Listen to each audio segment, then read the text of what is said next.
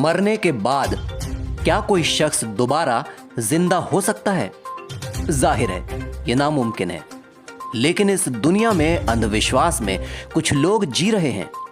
यही कारण है कि प्रयागराज में एक शख्स ने सिद्धि प्राप्त करने के लिए अपनी ही हत्या खुद से करवा ली।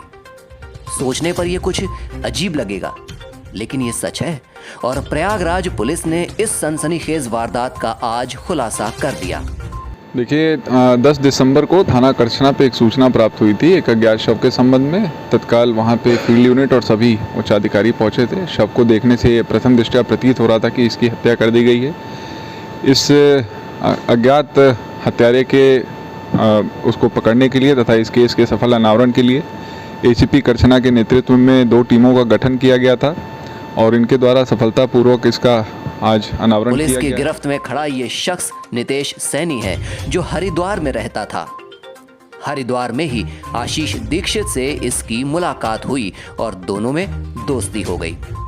आशीष तंत्र मंत्र में यकीन रखता था, लिहाजा उसने नीतीश को यकीन दिलाया कि तंत्र विद्या से उसका जीवन बदल जाएगा और वो धनी हो जाएगा। इस बीच नीतीश और आशीष में दोस्ती गहरी हुई और आशीष नीतीश को विंध्याचल दर्शन करने ले गया।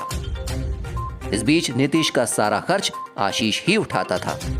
पैसों की तंगी हुई तो आशीष नीतीश से अपना पैसा मांगने लगा। नीतीश ने आशीष से कहा कि स्थिति सुधरते ही लौटा दूंगा। उसके बाद आशीष ने नीतीश से कहा कि उसे तंत्र विद्या हासिल करनी है। अगर वो उसको मार देगा तो वो फिर से जिंदा होकर हरिद्वार में मिलेगा और दोबारा जीवित होने के बाद उसके अंदर दैवीय शक्तियां आ जाएंगी, जिससे तुम्हारा जीवन भी बदल जाएगा। दोनों इस बात पर राजी हो गए।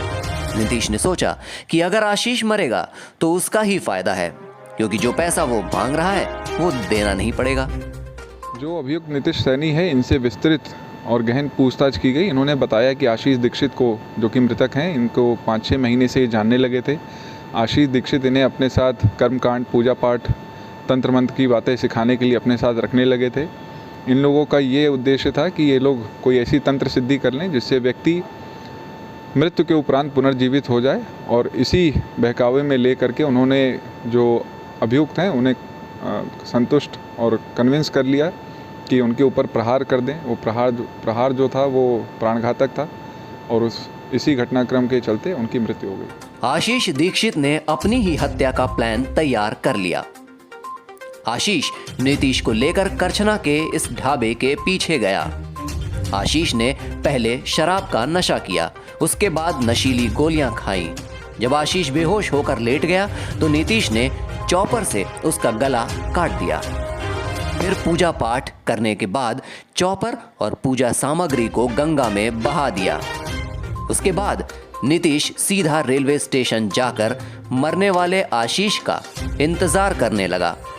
जाहिर है मरने के बाद कोई कैसे आएगा। आशीष नहीं आया तो आरोपी नीतीश हरिद्वार चला गया।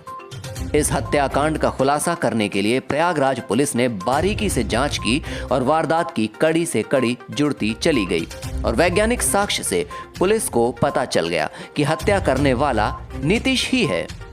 पुलिस ने उसको हरिद्वार से गिरफ्तार कर लिया।